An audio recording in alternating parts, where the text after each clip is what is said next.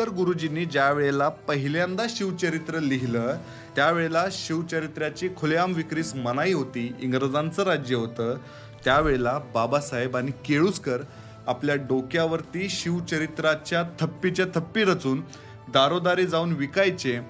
केळुसकरांच्या घराचा लिलाव होईल अशी परिस्थिती त्यावेळेला आली होती. त्यावेळेला अनेक संस्थानिकांकडे जाऊन मदत मागण्याचं काम केळुसकरांनी केलं. मात्र फक्त आणि फक्त होळकरांकडून केळुसकरांना मदत झाली. दारोदारी जाऊन शिवचरित्र विकण्याचा त्रास होता, तो बंद झाला. 27 देशांमध्ये शिवचरित्र पोचलं, शिवाजी महाराजांचा इतिहास पोचला. हे होळकरांनी केलं. आणि यातलं एक सगळ्यात महत्त्वाचं आउटपुट होतं की बाबासाहेबांच्या डोक्यावरतीचा जो भार होता तो होळकरांनी कमी केला.